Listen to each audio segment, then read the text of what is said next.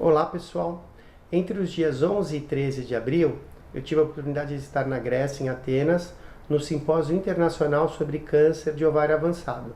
Esse simpósio foi organizado pela ESSO, que é a European Society of Surgical Oncology, e também patrocinada pelo PSOGI, que é um grupo de tratamento de doenças peritoneais, um grupo internacional. Então eu queria falar para vocês algumas novidades, alguns pontos altos desse congresso, que foi dedicado exclusivamente ao tratamento da carcinomatose de sítio primário ginecológico, no caso de câncer de ovário.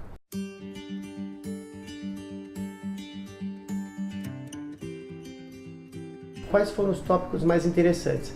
Primeiro, que não só no Brasil, mas em vários lugares do mundo, o oncologista clínico, muitas vezes, ele não tem um cirurgião especializado para realizar a cirurgia de carcinomatose, seja ela para ovário ou para algumas outras indicações de citoredução que não seja ovário. Mas no caso específico do ovário, são dois normalmente os médicos que acabam operando essas pacientes. São os oncoginecologistas, que são ginecologistas que acabam se especializando em oncologia, e os cirurgiões oncológicos, que são cirurgiões que fazem 2 anos de cirurgia geral e mais 3 anos de cirurgia oncológica, onde o cirurgião oncológico aprende a tratar não só tumores ginecológicos, obviamente, como tumores do aparelho digestivo e outros tipos de afecções.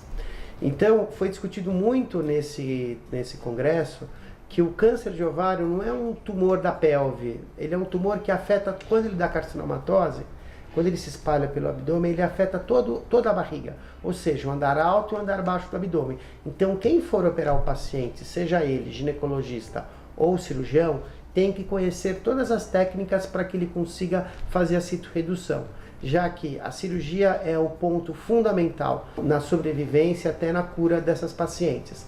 O mais importante é fazer uma cirurgia adequada. A quimioterapia, ela fica como um auxiliar e não como a principal tratamento para o paciente. A paciente às vezes chega para um oncologista clínico e ele deixa a paciente para uma quimioterapia paliativa porque ou ele não tem acesso a um cirurgião ou não tem acesso a um cirurgião especializado.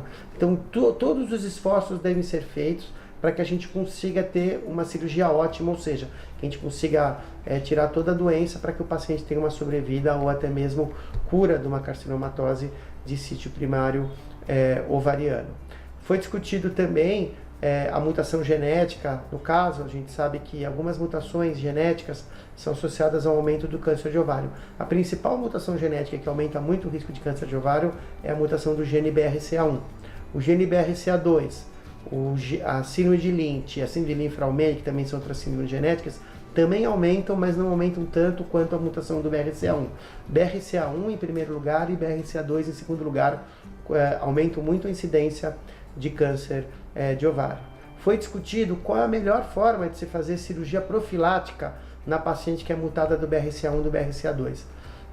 Na laparoscopia devemos olhar toda a cavidade abdominal, é necessário colher citologia oncótica de rotina e retirar o ovário e as tubas com as fímbrias. Se tiver aderência do peritônio ao ovário, essa aderência deve ser retirada também em monobloco, porque pode já ter alguma área de carcinomatose nesse local.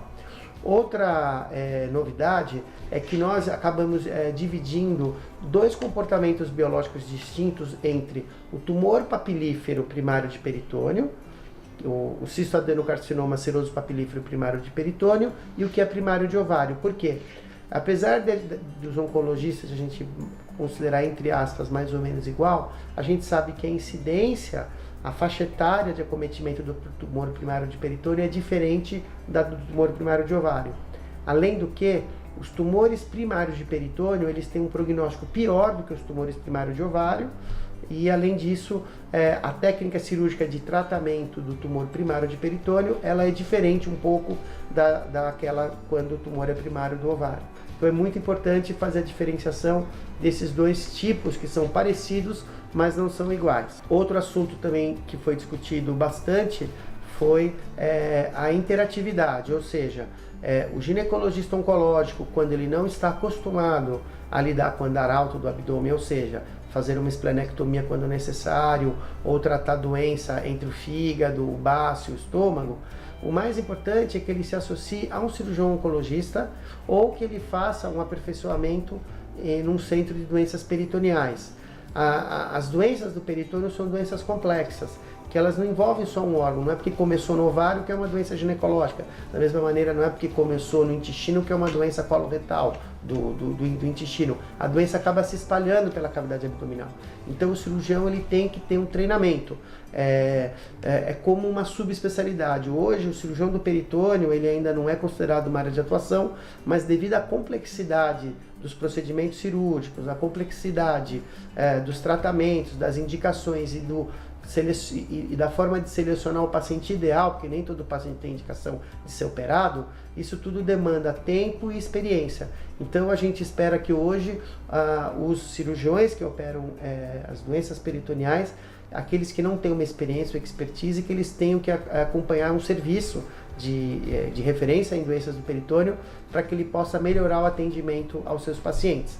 Acho que muita coisa foi comentada, mas o que eu achei mais importante e mais interessante desse congresso, que foi maravilhoso, eu tive essa oportunidade de estar lá, fiquei muito feliz, então eu queria compartilhar com todos. Muito obrigado e até a próxima.